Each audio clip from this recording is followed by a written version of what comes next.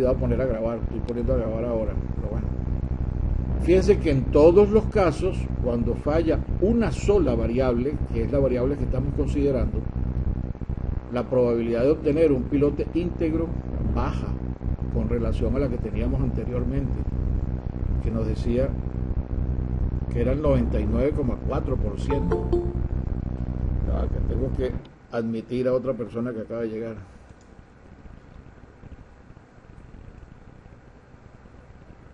Denme un momento.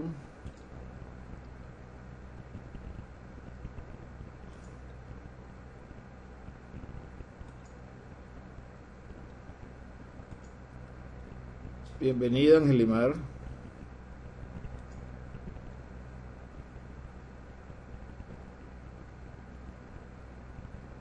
Entonces, volvemos a lo que estábamos comentando. Fíjense que de 99,4% baja alrededor de 85, 84, 80 en este caso, del agregado, y 80, redondeando aquí en el caso del vaciado, las características del vaciado. O sea que hay que ser cuidadoso con las variables que controlan la integridad del pilote, porque tienen un impacto significativo. Cuando falla una sola variable a la vez, pero cuando fallan dos, disculpen, como por ejemplo en esta tabla de aquí abajo, que hay problemas tanto en el agregado como en el vaciado, fíjense cómo cambian las probabilidades. 32% de 86 individuales y de 80 pasa a 32% de que el pilote quede íntegro, y el 67% prácticamente, 68, no queda íntegro. Y cuando fallan otras dos variables, por ejemplo, el agregado y el asentamiento, pasa lo mismo, 37% de que el pilote no quede íntegro y 63% de que sí quede íntegro. Entonces, hay que ser cuidadoso en el manejo de las variables que estamos utilizando y supervisando en la construcción del pilote. Fíjense, esta otra tabla nos dice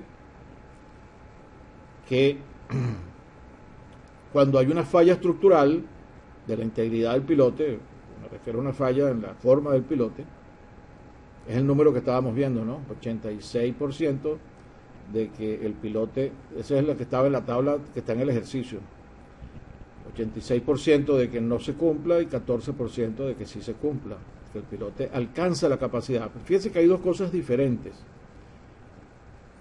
Una es que el pilote quede íntegro, que en general lo tomamos como un requisito sine qua non, porque ya vieron la influencia que tiene.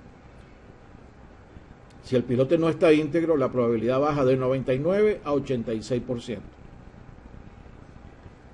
Pero cuando hay, y esto es para que alcance su capacidad, ¿ok? Entonces, aunque el piloto esté íntegro, no siempre alcanza la capacidad, pero si ya viene con una falla estructural, baja mucho más todavía la probabilidad. Y cuando falla el lavado del pozo, esta probabilidad de 99 pasa a 92.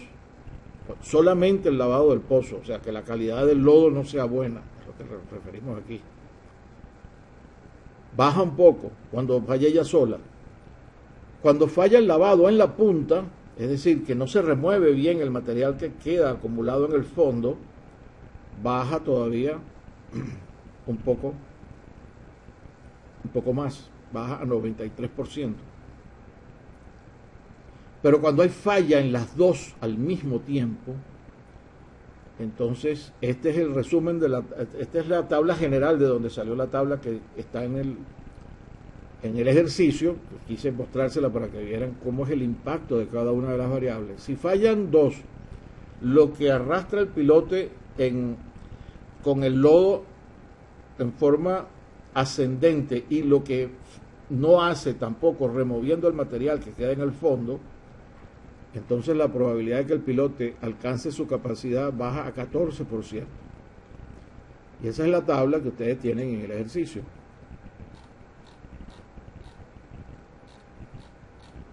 Yo se la condensé. Por eso es que las probabilidades cambian, ¿no? Porque si uno suma las dos condiciones, que fallan las dos, da esto que está aquí. Entonces, con base en esto, el inspector dice, no, mire, usted no puede seguir trabajando, vamos a parar la obra. ¿Qué hacen ustedes para tratar de demostrarlo? ¿Qué es lo que hemos dicho que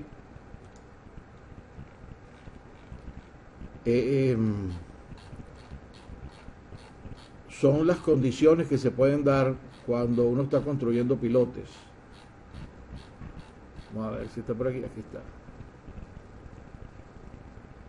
Estamos viendo esta tabla, ¿no?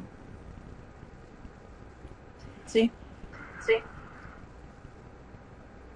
Aunque se cumpla con todas las condiciones de la calidad, del aseguramiento de calidad, que son las que dan en las normas generalmente, que apuntan a que el pilote alcance su capacidad, como hemos dicho.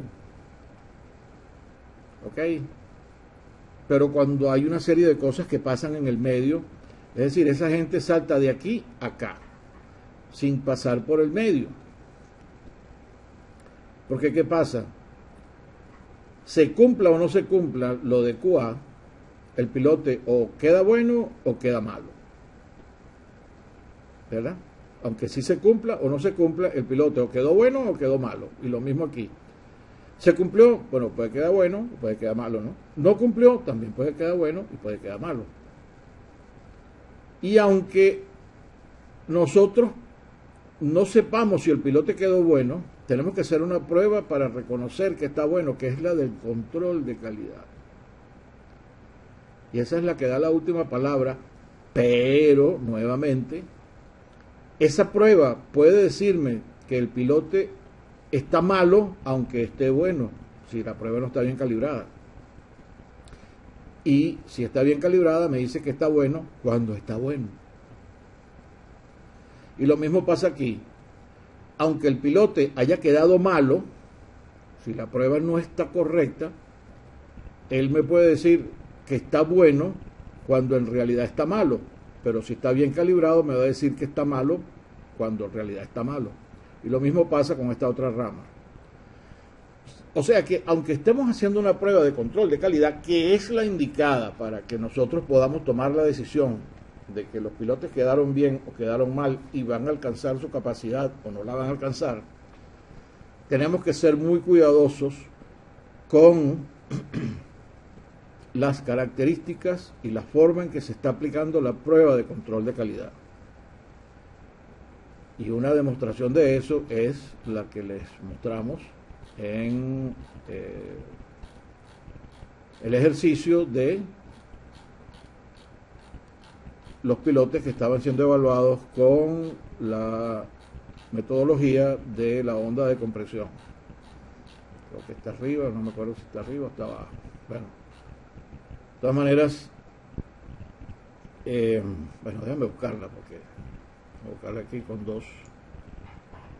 ¿Tienen claro eso hasta ahora? Sí, profe.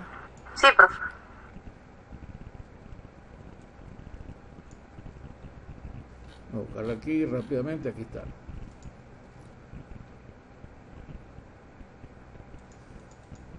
En este caso particular, la prueba dice, la prueba de geotecnia, perdón, de geofísica, que es la que se le hace aquí por la prueba de compresión, de la onda de compresión, dice que el pilote tiene este estrangulamiento, pero si uno va y ve cómo es el confinamiento, con base en el número de golpes, uno se da cuenta de que justo antes de que detecte esto que pareciera que es un estrangulamiento, había un aumento repentino del confinamiento del pilote y luego un descenso brusco nuevamente.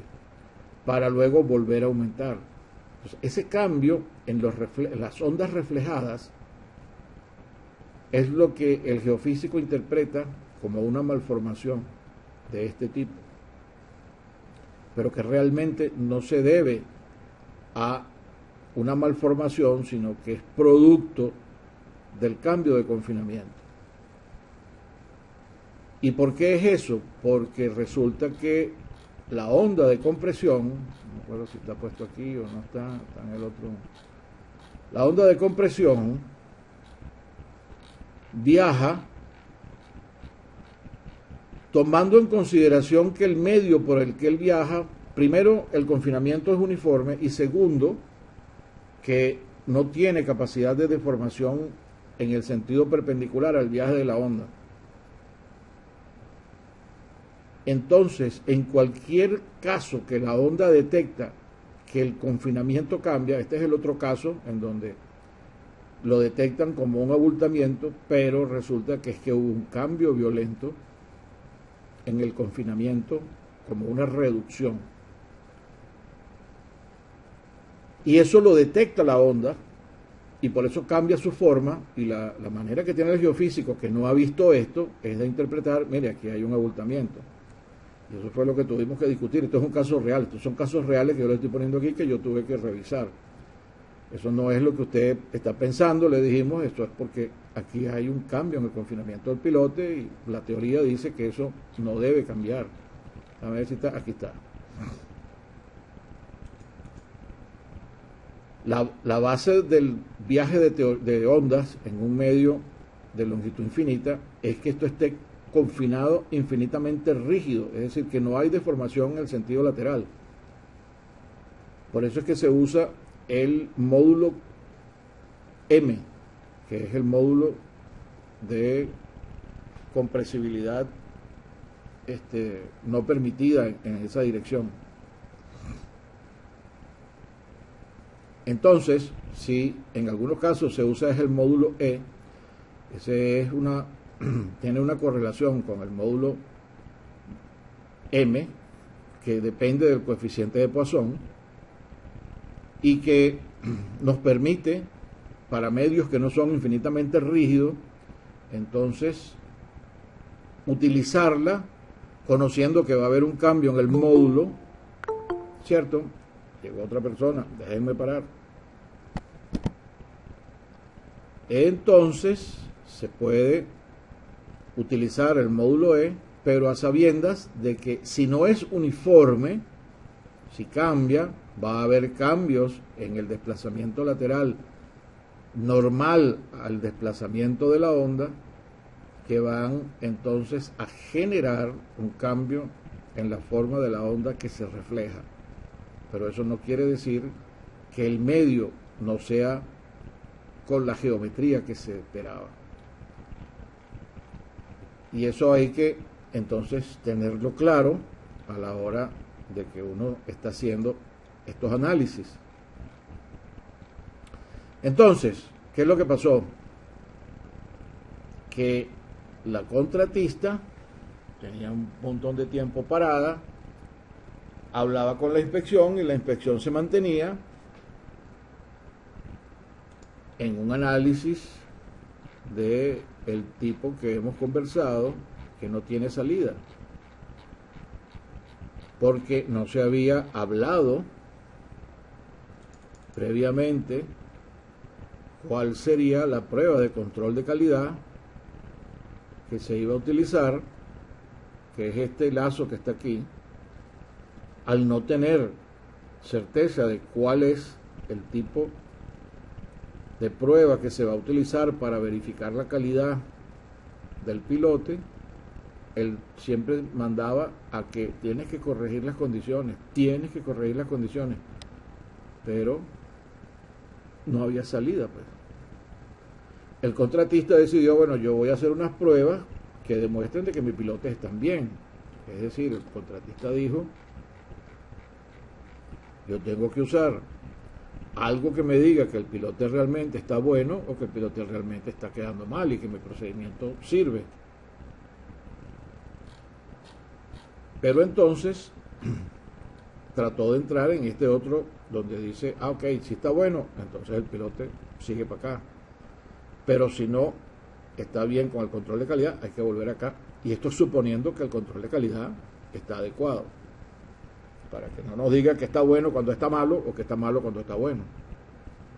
Esos son estos tres tipos de probabilidades que están aquí. Espero que se lo hayan leído para que tengan claro qué es lo que estoy hablando. Entonces, ¿qué es lo que hace esta gente? Hacen una prueba del control de calidad del pilote y resulta que ensayaron dos pilotes que la inspección consideraba que eran de los peorcitos que habían allí en la obra, ¿no? Porque esa es otra cosa. ¿Cuál es el tamaño de la muestra y cuántos pilotes tienes que ensayar para garantizar que todo está bien? Entonces se fueron por los sanos, vamos a agarrar los peores. Bueno, agarraron un pilote de 90 centímetros de diámetro y uno de 70. Le hicieron la prueba con un martillo y lograron un desplazamiento de 2 milímetros y de acuerdo con unos criterios que hay en un método que se llama CAPWAP, que eso lo hicieron con una recopilación de muchísimos datos de pilotes. Inclusive yo recuerdo que cuando lo estaban haciendo nos contactaron a nosotros, a la industria petrolera. Yo trabajaba en PDVSA en ese tiempo, para que le facilitáramos los datos de la cantidad de pilotes que nosotros teníamos en el lago de Maracaibo. Y se les dio. Y ellos los trataron, hicieron un montón de correlaciones, etcétera. Y con eso ellos pueden establecer la capacidad total estimada que va a tener el pilote para las cargas admisibles. Y esta incluye la de punta y la de fricción. Entonces estimaron que la capacidad del pilote era 490, el de 2, y el de 70 centímetros tuvo un desplazamiento de 1,5 centímetros, y con esos datos, entrando en su metodología CAPWAP, ellos les daban una capacidad total de 305 toneladas. Pero como no lo sabían interpretar la inspección, todavía decían, no, eso es muy bajo, eso no tiene nada que ver con la capacidad que debe tener el pilote. Entonces lo que hicimos fue, bueno, vamos a hacer una estimación, porque fíjense lo que da la capacidad. La capacidad última da 1424 para el pilote de 90 centímetros y para el de 70 centímetros la capacidad última da 1500. La capacidad de puntas, por supuesto que es mucho mayor en los dos casos que las capacidades de fricción.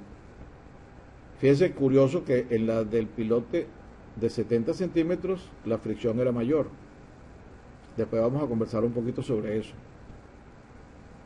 Y resulta entonces que cuando ellos ven esto, porque él agarraba, sumaba esto más esto y lo dividía entre 3. Entonces en este caso, vamos a ver cuánto da. Rápidamente, le daba cerquita, pero todavía decían que eso no estaba muy bien. Este es 1424 más 266 dividido entre 3. Tenía que dar 563 la capacidad, pero le estaba dando 490. Inaceptable. Eso no sirve, nos decían. Y el otro es 1565 más 404 entre 3 es igual 600. Estaba dando 300, estaba dando la mitad. Eso no sirve para nada. Entonces tenían a la pobre empresa atornillada, asfixiándola, porque no había una forma de salir de ese embrollo. Y ellos tampoco querían aceptar que esos valores que se obtienen aquí son la capacidad para ese desplazamiento, porque eso es otra cosa. Ese método CAPWAP está más fuertemente basado en energía necesaria para romper el suelo, para penetrar el pilote. Casi todos estos datos que nosotros le dimos son de pilotes construidos en patio e hincados con golpes. Entonces, esa energía es diferente a la energía que se requiere para desplazar el pilote unos pocos milímetros, como ya conversamos la clase anterior. Y entonces el juego estaba trancado.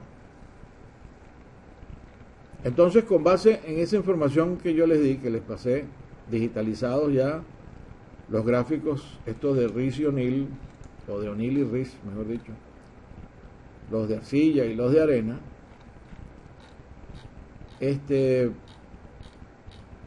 creen ustedes que podemos hacer con esto? ¿Podemos hacer algo? Quiero que conversemos sobre eso un momento.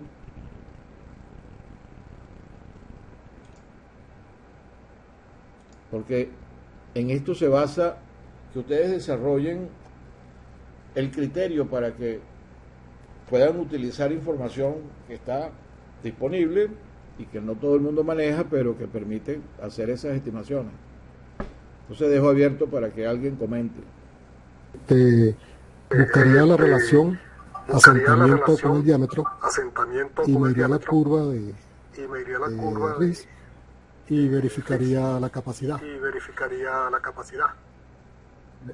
¿Pero cuál de ellas? ¿La de punta o la de fricción? En este caso, la de punta. ¿Por qué la de punta? Si hemos dicho que la de punta se desarrolla muchísimo después. ¿Cuál es la capacidad que se desarrolla primero? Fricción. Si el piloto está en contacto con el suelo es la fricción. Cierto. Bueno, sería... Y cuando vimos, para terminarte esta idea, pues para completar lo que tú estabas diciendo, después te vuelvo a dar la palabra. Cuando vimos que si utilizamos la mitad de la fricción, estamos muy cerca de la capacidad admisible del pilote para bajos desplazamientos. ¿Y por qué podemos utilizar esa curva? Complementa tu respuesta, José Enrique. ¿Por qué podemos utilizar la curva de Riz y O'Neill? Que es la primera pregunta. Bueno, porque en este caso es la información que tengo a la mano, pues, con los datos que tengo de las pruebas de campo. Yo puedo buscar la información con las curvas y ahí podría tomar una decisión, pues. Digo yo. Eso está bien, pero hace falta un soporte técnico un poquito mayor, que lo conversamos y ustedes deben tener idea de cuál es. Vamos a recordar un momento qué pasaba en el gráfico de la prueba que hizo el señor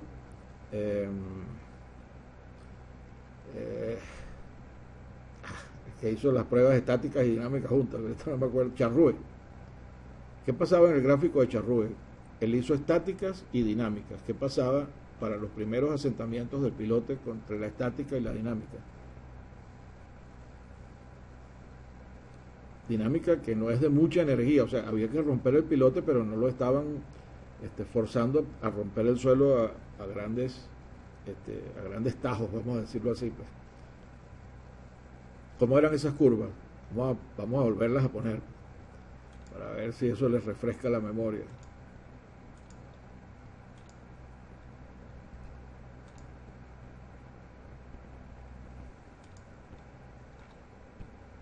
Vamos a buscar un momentico las curvas de Charrue, que yo creo que está más arriba aquí.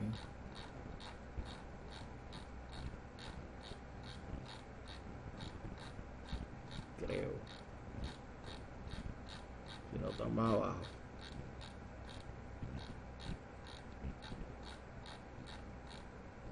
Aquí está. Oh, no está. Aquí está.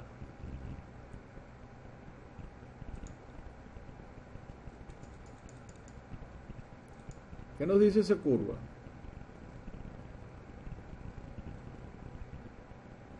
La prueba estática, la rosa, esta que está aquí, que estoy marcando ahora, es la de de fricción, la amarilla es la punta. Para pocos milímetros, y este es un pilote de 42 centímetros de diámetro, más o menos, hasta más o menos los 2 milímetros, que viene siendo una fracción cercana al 0,45% del diámetro del pilote, con relación a la curva de Ricci y O'Neill. ¿Qué pasa con estas curvas? Con la total y la de fricción. Fíjense lo que es la punta. A los 2 milímetros casi no hay fricción. Prácticamente toda la resistencia que se está midiendo en el tope del pilote es debido a ¿quién? A fricción. A la fricción. Entonces, complementando lo que tú habías dicho, haciendo este análisis de sustento técnico, puedo usar la información que tengo basado en que ya yo tengo conocimiento de que para pruebas de baja energía que no me hacen penetrar el pilote más allá del 0,45% de su diámetro, yo estoy midiendo casi todo en fricción. La punta todavía no se ha desarrollado. Entonces allí sí puedo tomar lo que tú estabas diciendo. Me voy a las curvas de Ricci y O'Neill, ¿verdad? Esto es en suelos granulares. Me vengo a la fricción y escojo cuál de este grupo de curvas es la que me da confianza dependiendo de las características del suelo. Sé que no es grava, veo que aquí no veo muy bien cómo es la arena, pero entonces yo puedo tomar una curva que esté por el medio de estas dos, tomar esta como límite inferior y tomar esta como límite superior, o tomar esta como límite superior y establecer este rango, etcétera.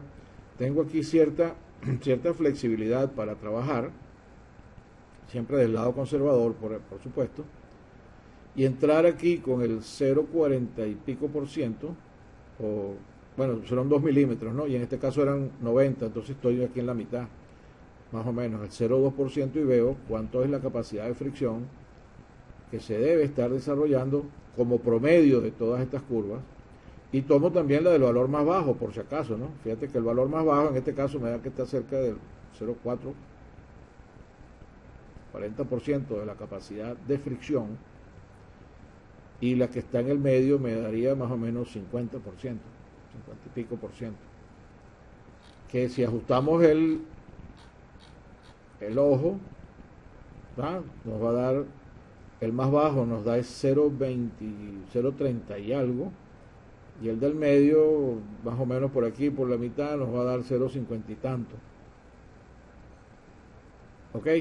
Y cuando hacemos lo mismo en la punta, este es 0,1, esto es 0,2, 4, 6, 8, 0,2, estoy por aquí, fíjate que no llego ni siquiera al 10%, en el mejor de los casos, sí, cierto, sí, de la capacidad de punta. ¿Cierto? ¿Están de acuerdo conmigo? Sí. Cierto, sí. Entonces, esa es la forma en que podemos utilizar esto. Pero ¿qué necesitamos para poder utilizarlo? Estos gráficos son capacidad de fricción entre capacidad última de fricción. Y este es capacidad de punta entre capacidad última de punta. O sea que tengo que calcular por separado la fricción y la punta, y después tendría que sumarlas para compararlas con la capacidad total que está pasando a la empresa. ¿Ok? Y ese es el ejercicio que se les pide que hagan. Primero con arena, y después se les pregunta que si el material fuera arcilla. Entonces por eso se le dan estas otras dos gráficas también digitalizadas. Estas tienen menos dispersión en los dos casos. Y se les dice que la información que tenemos es prácticamente el número de golpes. No teníamos más registros de resistencia al corte del material. ¿En qué basarnos? No teníamos ni el ángulo de fricción ni nada de eso, o sea que no podíamos calcular la capacidad última del pilote con base en las ecuaciones convencionales. Debíamos tomar alguna ecuación que nos permita calcular la capacidad última, tanto de fricción como de punta. Y ese ejercicio se hizo y se utilizaron, nosotros utilizamos varias fórmulas cuando hicimos eso, pero yo les estoy dando solamente una, pues la de Meyerhoff. En el caso de nosotros usamos como 4 o 5 y tomamos el promedio y los comparamos unos con otros. O sea, hicimos una discusión bastante, digamos, acuciosa.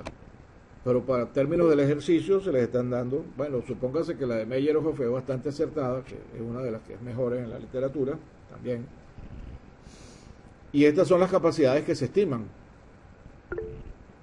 Entonces fíjense que hay alguien que salió, está entrando. Sí, déjame ver. Ajá, Andrea está levantando la mano. Ya te vamos a dar la palabra, Andrea. Déjame volver aquí a lo que estábamos viendo. Entonces, fíjense que si yo divido 1158, vamos a hacer esa cuenta ahora.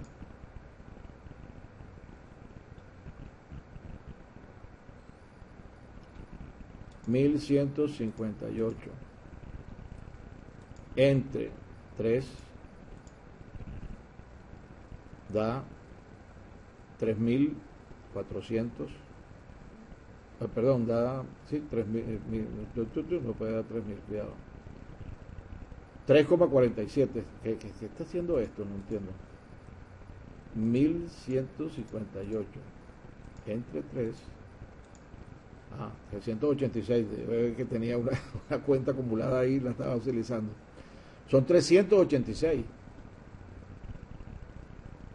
Y si dividimos, vamos a almacenar este número, si dividimos 266 entre 2, 133, si se lo sumo lo que tengo en memoria, y me da 519.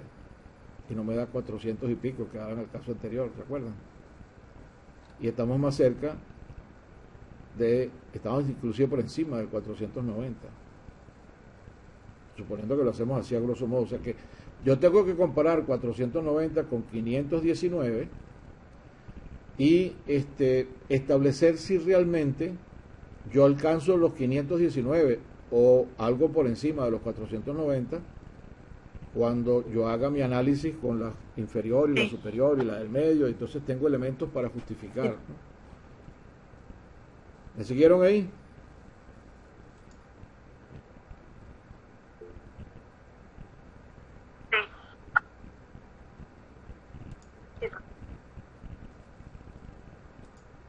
Ok.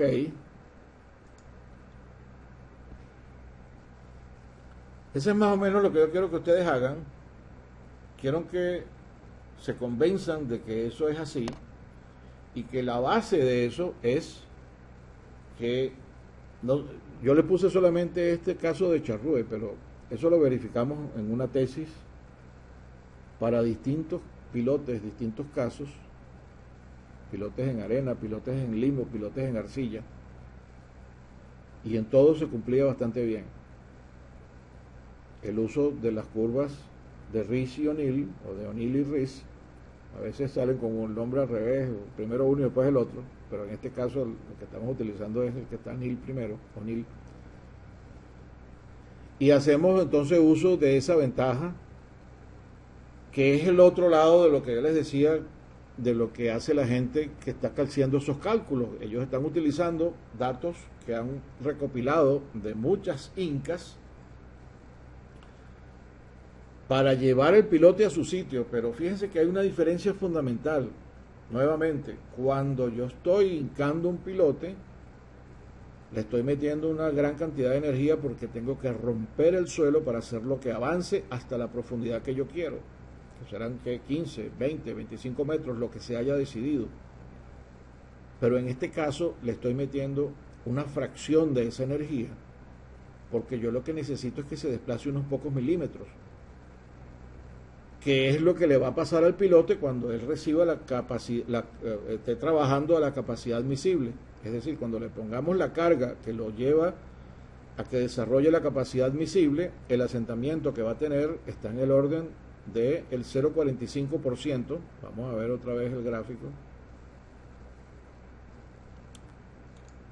Tengo que estar en esto para adelante y para atrás.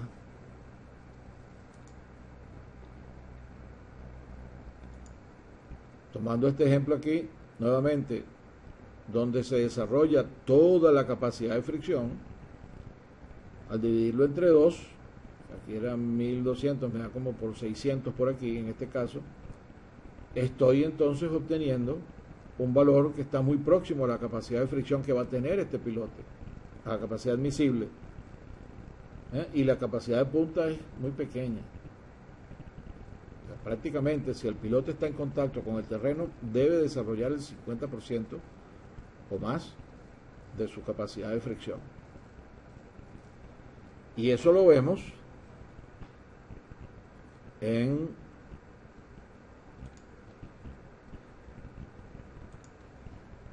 esa no es la que tengo que abrir, es esta. Tampoco es esta. Ah, no, sí. En los gráficos de Rice y O'Neill,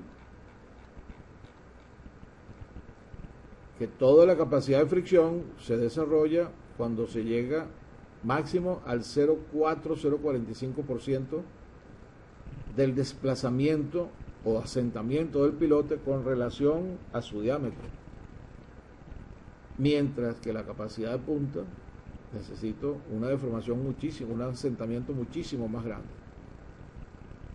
de 10 veces más que el otro. En este caso no se observa bien, en el caso de las arcillas se observa mejor.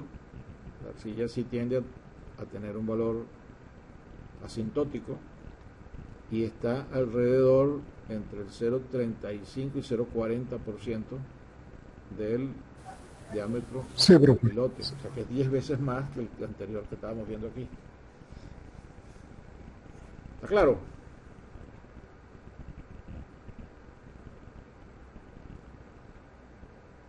¿Qué pasa ahora? Sí, profe. Entonces ahí tienen las herramientas, pues, y tienen una certeza ahora de cuál es la importancia del manejo de las variables y tratar de que si en algún caso ocurre una desviación, que ocurra en una sola variable a la vez y no en dos, porque fíjense el cambio drástico que da tanto para la integridad como para la punta, para la capacidad. Hay unos cambios importantísimos en el valor de la capacidad si más de una variable está fallando durante la construcción del pilote. ¿Todo eso claro? Otro detalle está relacionado con lo que la mayoría de la gente utiliza, ¿no? Rápidamente cuando van a hacer, las compañías tienden a usarlo, ¿no? Fíjate que yo he construido 5.000 pilotes y nada más me han salido 5 pilotes malos en toda mi historia. Ah, ok. Vamos a ver qué significa eso. Porque dicho así en palabras suena como una gran cosa. Pero vamos a ver desde el punto de vista probabilista qué significa eso. Y la herramienta que se utiliza en esos casos para calcular eso es, por eso les pedí que se repasaran la distribución binomial. Resulta que es eso lo que da, es 5 pilotes en 5.000, da un estimado de la probabilidad de obtener un pilote dañado. Y no atiende a cómo fueron las condiciones particulares que vimos antes, sino bueno, en cada obra son distintas, pero ellos lo generalizan y dicen 5 en 5.000. Ah, ok. Vamos a ver qué significa eso en la realidad. Cuando uno va a aplicar la ecuación, la distribución binomial, que obedece a un proceso de Bernoulli, y el proceso de Bernoulli, ¿qué es lo que dice? Que la cosa o quedó bien o quedó mal, o sea, está bueno o está malo, que es lo que queremos pretender aquí, pues. Entonces podemos asociar el hecho, como lo vimos en los árboles de decisión, de que para toma de decisiones el pilote o está bueno o está malo. No puede estar medio bueno ni medio malo. Y esto lo que nos está diciendo, ese es mi estimado de la probabilidad de ocurrencia de que haya un pilote malo. Ok. Eso se calcula con una combinatoria que está aquí, donde este es aquí dije 5.000. Ah, bueno, pero el cálculo lo hicimos con 1.000, cónchale, aquí hubo un pelón. Vamos a suponer que eran 1.000 pilotes, 5 de 1.000. Esto tiene un error aquí, hay que corregirlo, menos mal que me di cuenta. Entonces, el promedio de pilotes malos es 5 entre 1.000. Y eso es elevado a la n, que es este número que está aquí abajo en la combinatoria. Y porque tengo que calcular el número de pilotes que sean defectuosos, que no haya ningún pilote defectuoso. En este caso, yo quiero saber si la probabilidad promedio que tú me estás diciendo cumple de que en todos esos 1.000 pilotes no me va a salir ninguno malo. Si yo tengo una muestra de 100 pilotes que estoy haciendo ahorita en mi obra, ¿ok? Entonces, es un número 100 y 0. Entonces, este es n, y este es 100 menos, este es el tamaño de la muestra, menos el número que yo deseo que seas de pilotes defectuosos, que es 0. Y esta es la complementaria de la anterior. Esto es 1 menos la probabilidad de conseguir un pilote malo. Entonces, fíjense que resulta que en esa obra en particular, yo estoy con la probabilidad de obtener un 61% de que los pilotes quedan buenos. Es decir, 39% de las veces los pilotes me van a quedar malos. Con ese récord que usted se la echa de que 5 en 1.000 nada más. En realidad no es ningún récord muy bueno. Disculpen que aquí se me fuese 5.000. Tengo que corregirlo en las notas también, porque eso está mal puesto ahí. Lo corrijo y se las vuelvo a enviar. Pero ahora vamos a ver un poco más en detalle el panorama. Vamos a suponer que el inspector, en este caso, observa que el asentamiento que están utilizando para el concreto no es el adecuado. Y de acuerdo con la tabla que vimos antes, cuando falla el asentamiento, el pilote no va a quedar bien el 85% de las veces, perdón, el 82% de las veces, y sí, va a quedar bueno el 82% de las veces, y no va a quedar bueno más o menos el 19%, o el 18%. Si le metemos esos números a la misma muestra de 100 pilotes que tengo ahora, estoy revisando que esa compañía está construyendo, ¿cuál es la probabilidad de no obtener ningún pilote dañado? Considerando que la experiencia y la historia probabilista nos dice, o estadística nos dice, que cuando el asentamiento no está bien, el 18,5% de los casos sale mal. Entonces ese es P. El P a la 0 por 1 menos P a la 0, y eso me da una probabilidad de que ningún pilote de los 100 me va a quedar bueno. ¿Cómo te parece? Y cuando voy a sacar el número de pilotes defectuosos, que es la resta del total, que es 1, que es la probabilidad de que no me salga ninguno malo, versus el número de malos que me sale aquí, resulta que, como era de esperarse, 1 menos 0 es 1. O sea, todos los pilotes te van a dar defectuosos si tu método de asentamiento del concreto no está bueno. Están viendo cuál es el impacto que tiene esto, ¿no? En la ejecución de pilotes. Entonces, la historia de lo que la empresa ha hecho es una buena propaganda en general, pero para los que manejan las probabilidades les da mucho más información. Sí, profe. Y les dice, bueno, mi compadre, yo creo que usted no está bien. ¿Estamos claros? Sí, profe.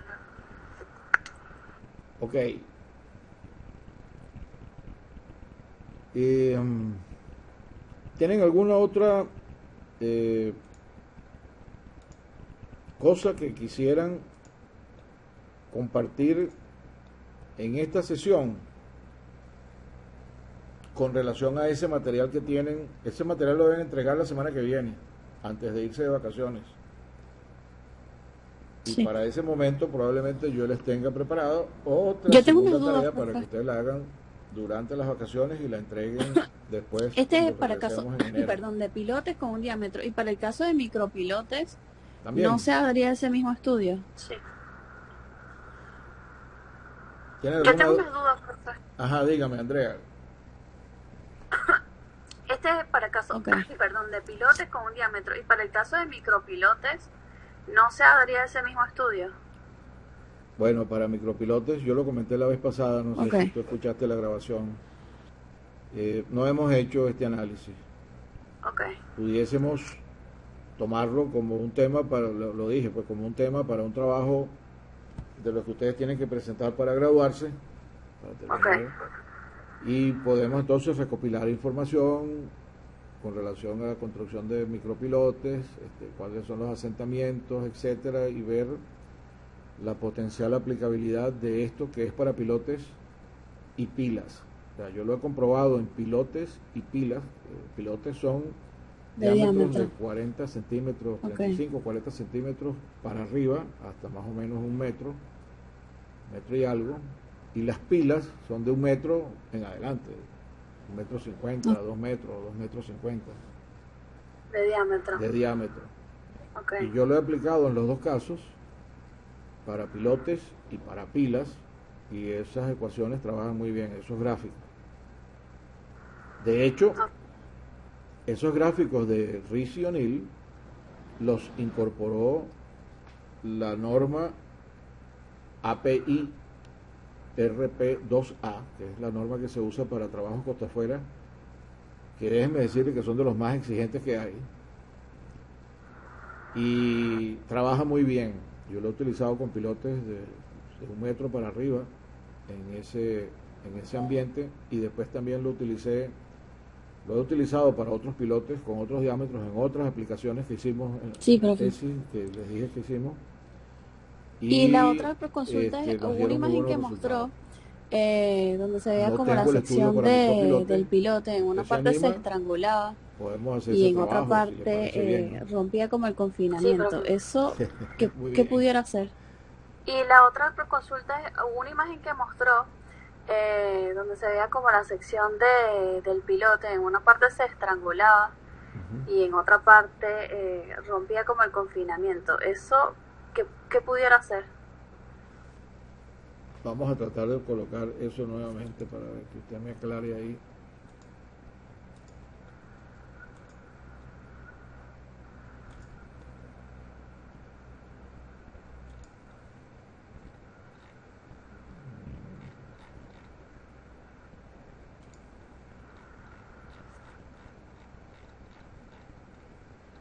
Ahí está, aquí más abajo.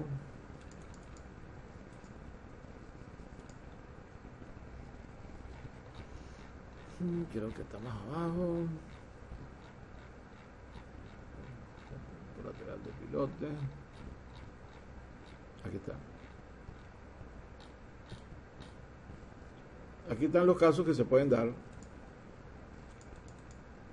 con esta metodología que se llama PIT, que es Pile Integrity Test. Por eso es que se llama así, PIT. Pile Integrity Test. Aquí está. Eso es generar una onda en el tope, y si la onda viaja y regresa, el pilote supuestamente no tiene ninguna malformación. Por eso lo que recomienda, esto es equivalente a que hubiéramos dado un golpe en el medio y las malformaciones están aquí, entonces la onda va a pasar y va a regresar, teóricamente. Si la malformación es a todo lo largo del diámetro, entonces se va a reflejar. Y si la malformación es de este tipo, la onda que viaje desde aquí o desde otra zona se puede reflejar de aquí hacia arriba, ¿no? Pero en general a lo mejor dice aquí que tampoco necesariamente la va a detectar. Está a la derecha. Pero sí la va a detectar en el sentido si hay algún cambio en el confinamiento del pilote. que fue lo que discutimos antes. Dice, vamos a poner los gráficos que yo tenía antes, a ver si usted me aclara. ¿Se refiere a este? Sí, correcto, el que está a la derecha, donde se rompe como el confinamiento. ¿Cuál de la derecha? ¿Este es rojo? Él dice edificio 7, pilote B5. Ajá. Esto es el número de golpes del ensayo SPT, que nos da una idea con el número de golpes de cuán rígido está el material. Vamos a verlo un poquito más en detalle aquí, ¿no? Está buena la pregunta, que eso esperaba que se lo leyeran y lo entendieran, pero bueno, vamos a darle aquí un poquito más de explicación. En la medida que el material es más rígido, está más denso y tiene mayor rigidez, tanto vertical como lateral, el número de golpes va a ser más alto. En este caso, fíjense que están registrando 90 golpes. Esto es 20, 40, 60, 80 y esto es 90 tirando a 100, ¿no? Este material es muy denso desde el principio, cae un poco acá, por eso es que ellos ponen que supuestamente debe tener este tipo de malformación. Pero esto no es extraño en la superficie, porque en la superficie a veces hay unos cambios violentos del confinamiento del pilote y la onda lo detecta, ¿no? Pero fíjate que luego el número de golpes crece y se mantiene muy cercano a los 100 golpes hasta la profundidad de 10 metros.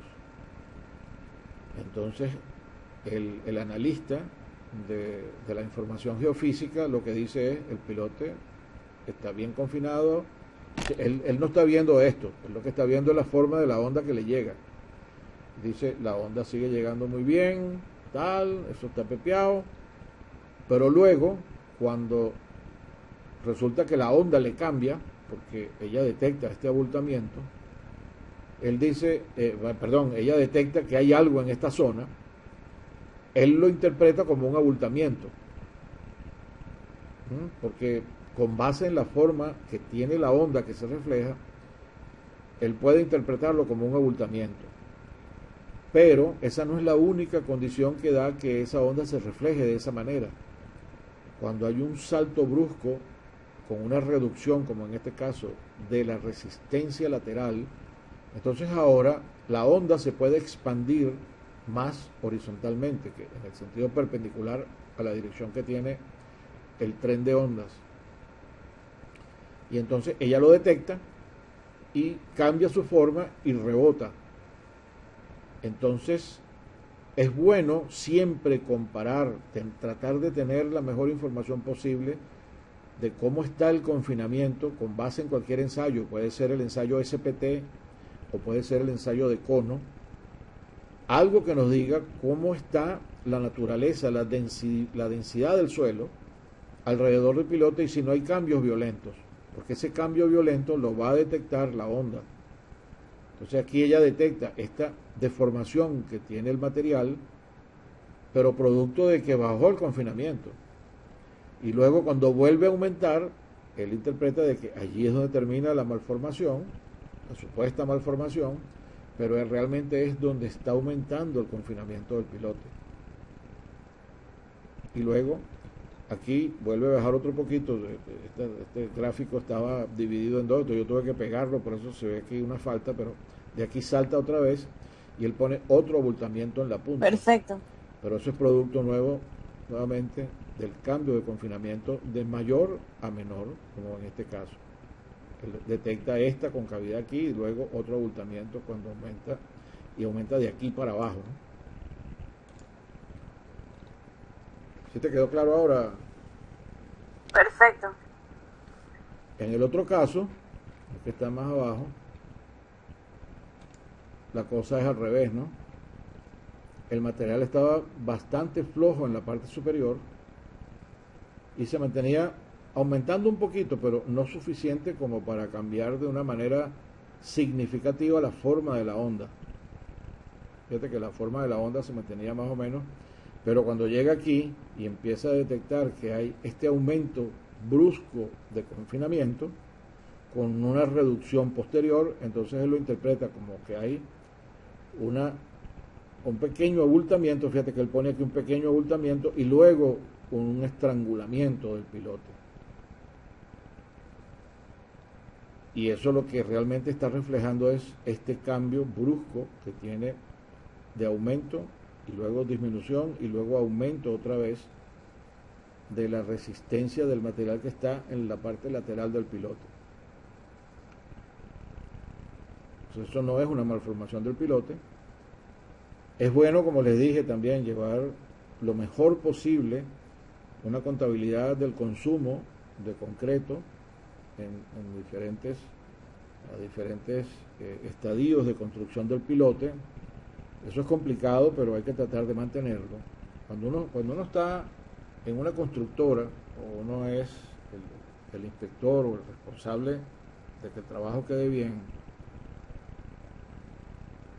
tiene que llevar control de muchas de las variables que se sabe que pueden interferir con la formación del pilote y tener manera de demostrar de que cuando ocurre algún problema no está afectando realmente la calidad del pilote, como en estos casos.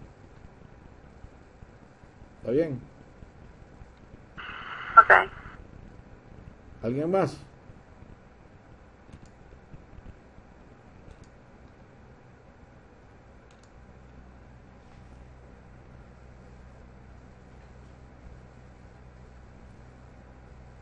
Bueno, yo sé que todos están ocupados, pero tienen que pararle papelón a este curso, porque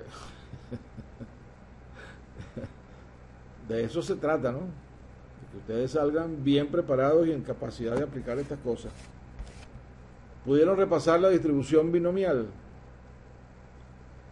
Porque el próximo ejercicio que les voy a asignar va a tener aplicación de la distribución binomial. Entonces, si no lo han preparado, prepárense, léanla, eso está en todos los libros y es muy fácil de aplicar, pues así como vieron allí. Y cuando yo les ponga el ejercicio, bueno, lo van a detectar mucho mejor. Pero fíjense nuevamente en la importancia de no hacer estimaciones confiando en el juicio incompleto que puede tener una persona con base en información parcial, sin aplicar realmente la estadística y las probabilidades, porque para eso es que sirven estas cosas.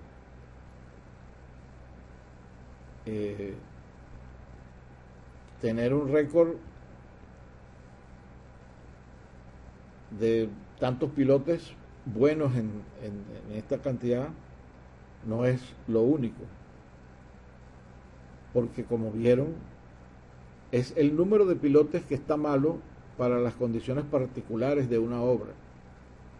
Y ustedes vieron ahí cómo cambian los números significativamente si falla una variable de las que interfiere en el procedimiento de integridad del pilote, y lo mismo si está íntegro para alcanzar la capacidad última, o la capacidad admisible, mejor dicho, o si fallan dos variables, y ya, si les digo que fallan tres, ya no hay para dónde agarrar.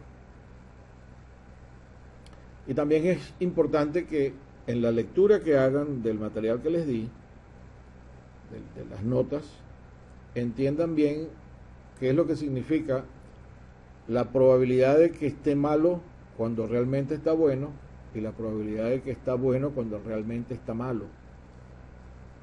Y esas son las restricciones para la aplicabilidad de la curva, perdón, de la curva que viene para el final del curso, que es la curva de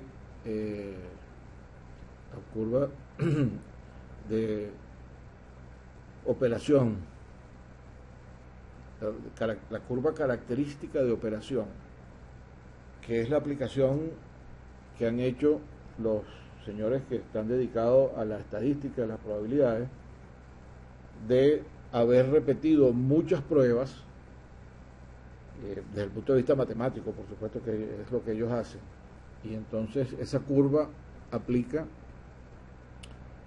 con base en los resultados de lo que da la distribución binomial para la mayoría de los casos, y hay otros casos en que aplica la distribución de Poisson. Pero resulta que las dos son familia y son complementarias. La diferencia es que la distribución de Poisson, la variable esa que llamamos P, que es el promedio de lo que se espera que ocurra, le agrega tiempo o espacio, es decir, por eso se aplica mucho en ingeniería sísmica, porque la distribución de Poisson te dice cuántos terremotos esperas tú que ocurran en un lapso de tiempo determinado, que no es lo mismo que la probabilidad que ocurra cada año, que es lo que uno saca cuando divide el número total de sismos que han ocurrido en el número de sismos que ha ocurrido para una magnitud dada entre el número total de sismos. Eso es la probabilidad de que ocurra un sismo de esa magnitud, que pueda ser aplicado con la distribución de Poisson, porque cada uno se supone 50, que es independiente del otro, y esos son los axiomas que manejan. Por ejemplo, vamos para la distribución binomial de nuevo, que es la más fácil y es la que estamos discutiendo aquí. Para el caso de una moneda, la moneda, ¿cuántas probabilidades tiene de que ocurra un evento u otro, que es la cara o el sello? 50-50. 50-50. Entonces, la probabilidad promedio para una moneda es 0,5, el valor de P. Entonces, si uno va a hacer un experimento lanzando una moneda un montón de veces y calcular cuántas caras salen en ese número de veces que uno lance la moneda, vamos a suponer que son 20 veces, entonces el tamaño de mi muestra es 20 y la P es 0,5. Aplica la combinatoria que les mostré allí y les da la probabilidad de obtener ese número, un número de caras en ese número de ensayos. Vamos a ver el caso de un dado. ¿Cuál es la probabilidad de que salga la cara de un dado? Y que salga un 1, o que salga un 2, o que salga un 3, ¿cuál es? Un sexto. Un sexto, porque el dado tiene 6 caras, y la probabilidad de que salga una es 1 entre 6. Hay 6 oportunidades, y la probabilidad de que salga un 1 es 1 entre 6, que es el número total de caras que tiene el dado. Entonces, si yo quiero calcular cuál es la probabilidad de que me ocurran unos en 100 lanzamientos de dado, entonces en ese caso P es 1 entre 6 y el número de eventos es el que dije, pues 100 veces, ¿no? Que voy a tirar el dado. Y eso le da probabilidad de cuántos unos puede obtener en 100 lanzamientos. Y el ejercicio que les voy a poner es interesante porque eso aplica hasta un cierto número de veces que crece la probabilidad.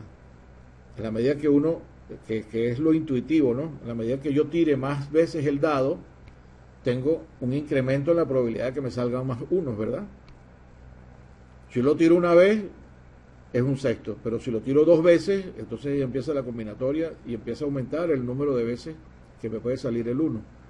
Si lo tiro 10, 20, 30, 100, pero llega un momento en que, aunque yo siga tirando muchas veces el dado, la probabilidad no va a aumentar, y en algunas ocasiones lo que pasa es que vuelve a bajar. Y eso es lo que no le entra en la cabeza a la gente que es apostadora, que cuando tiene una mala racha, por ejemplo, que empezó, sí, gané una vez, pero después empecé a perder. Párate y salte, vete, porque ya no vas a volver a ganar. Porque en la medida que tú sigues insistiendo en ganar, la probabilidad va a seguir disminuyendo. Va a crecer hasta un momento, pero después va a disminuir. Ok, entonces, bueno, profe, esos son detalles que salen del manejo. En una oportunidad participé en la construcción. Mucha gente le da escozor y le tiene miedo, pero allá en Guayana, es de gran utilidad para la toma de decisiones como esta que estamos viendo acá. Ellos hicieron ¿alguna otra pregunta? Un pilote de 12 metros o algún otro detalle vaciado un sitio, pero la excavación era sin lodo balconítico. Entonces, en una oportunidad participé en la construcción de unos que estaban haciendo el lanzamiento del concreto 12 metros de altura. Terranova. Y sí. de haber tenido esta herramienta, bueno, pilote de 12 metros, eso, los primeros pilotes que hicieron. Pero la excavación hasta que me tocó a mí, paré la obra con el contratista a que usaran la mano. En ese momento, cuando entré, pero fíjese que esto, el caso de usar lodo y la excavación en seco, de haber tenido esta herramienta, bueno, podemos tener una gran diferencia ahí en la aceptación, ¿verdad? Hasta que me tocó a mí, paré la obra con el contratista a que usaran la manga. Pero fíjese, esto, el caso de usar lodo y la excavación en seco, que podemos tener una gran diferencia ahí en la aceptación, ¿verdad? Sí, es posible. De hecho, yo lo apliqué también en algunas de las perforaciones que estaba haciendo la empresa. No utilizaba lodo porque el material tenía bastante cohesión, tenía una componente de arcilla importante, y ellos tenían un sistema con una camisa larga con punta de broca que sacaba el material por el centro, ¿no? Y luego lo que hacían era que lo levantaban muy lentamente de manera de evitar que se derrumbaran las paredes. Y antes de sacarlo, metían otra herramienta más pequeña para limpiar la punta, ¿no?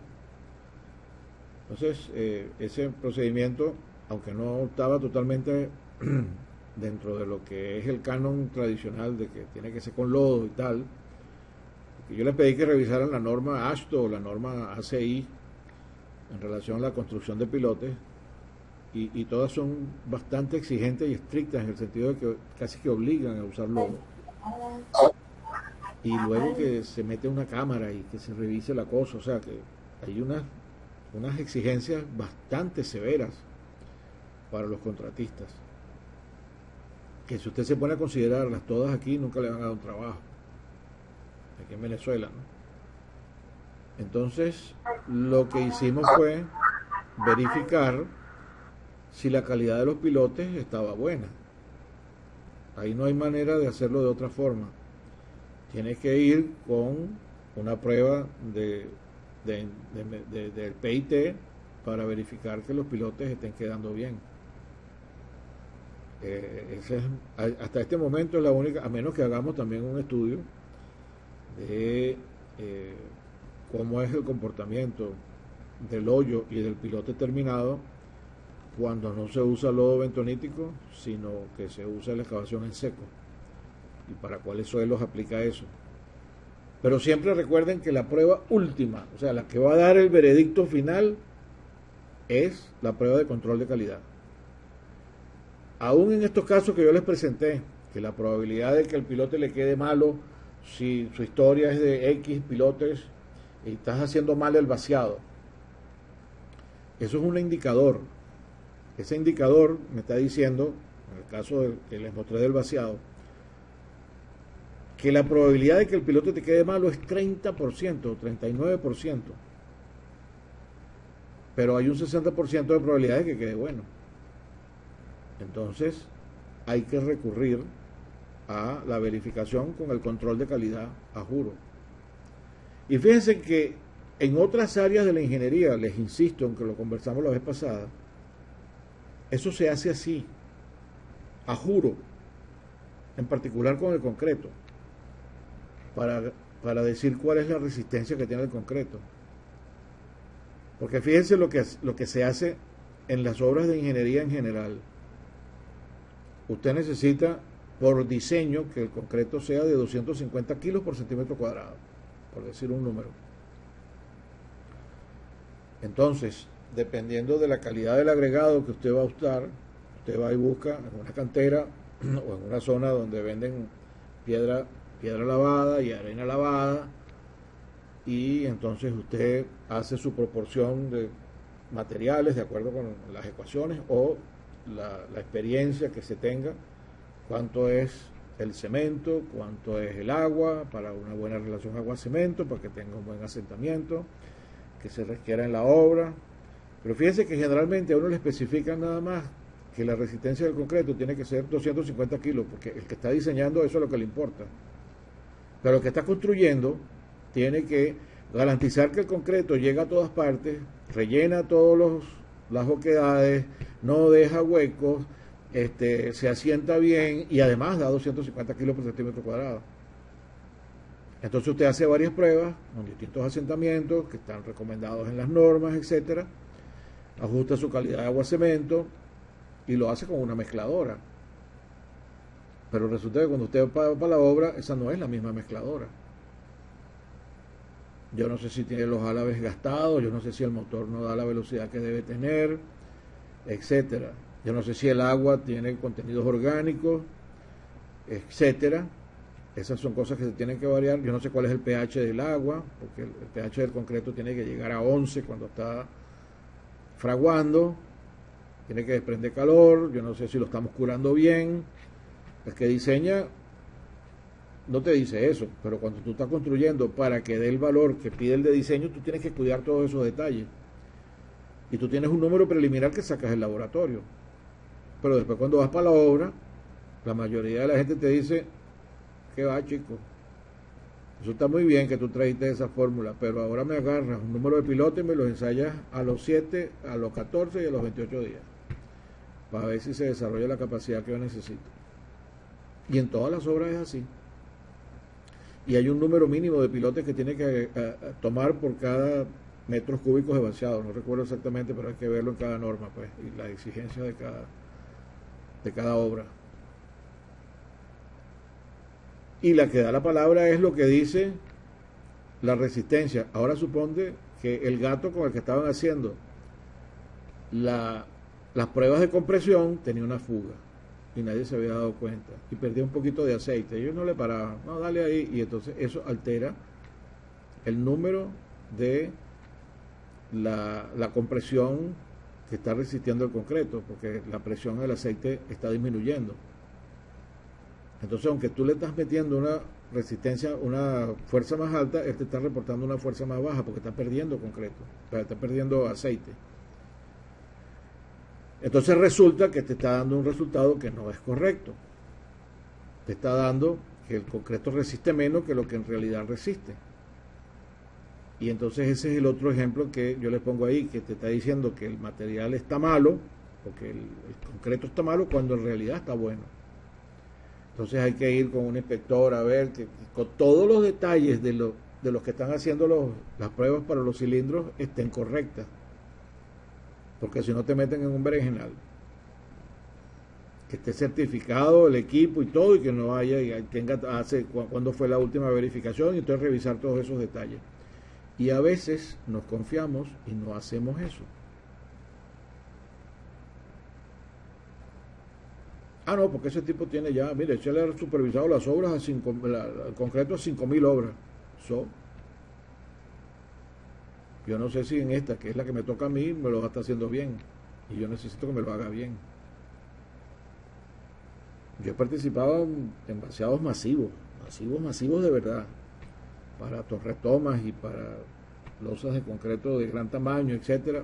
Y entonces yo era el ingeniero inspector, entonces tenía una persona parada en el sitio donde estaba mezclando el concreto, llevando cuenta de todos los valores que se metían en la mezcla, para ver si la mezcla se estaba preparando como era. Y después tenía inspectores en el sitio de vaciado también, para verificar que el asentamiento era el adecuado y que el concreto llegaba fluido y que no lo estaban lanzando de como le pasó ahí a José Enrique, desde 20 metros arriba, que eso llega totalmente segregado abajo, etcétera. Que meten el vibrador en forma vertical y no lo tiran ahí acostado, porque es distinto. Eso cambia la fluidez del concreto. Entonces todos esos detalles hay que tomarlos en cuenta para garantizar de que la obra va a quedar como pide la gente de diseño. Y cuando la gente viene de diseño a trabajar en construcción o a hacer inspección en construcción, que es generalmente lo que hacen, ¿no? Que traen una persona de diseño con mucha experiencia en diseño, a que pasan un poco estas condiciones que les estoy diciendo. ¿Por qué? Porque el control de calidad para el diseño es precisamente el aseguramiento de calidad. Tú tienes que cumplir de que el concreto sea de 250 y tú utilizas 0.45 de F'(C) para hacer tus cálculos, etcétera. Y entonces, bueno, ¿tú estás usando el concreto? Sí, yo estoy usando el concreto de 250. Y no me dio, bueno, le pongo 300 y tal.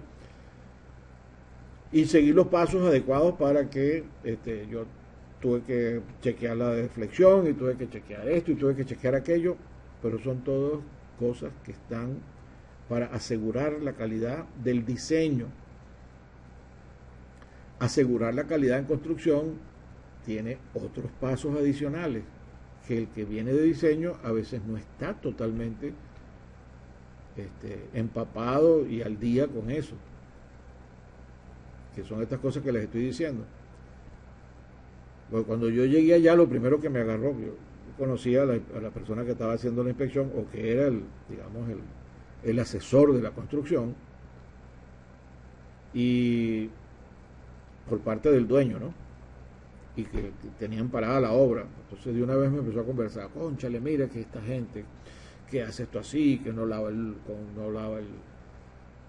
bien el lodo y que yo no sé qué y que yo no sé qué más. Entonces yo le digo, bueno, pues está bien, pero por eso vamos a parar la obra. ¿Le han hecho algunas pruebas a los pilotos? No. Bueno, entonces tú tienes un indicador de que puede quedar mal, pero caramba, tenemos que verificarlo. Si no, pasa lo que dice el árbol.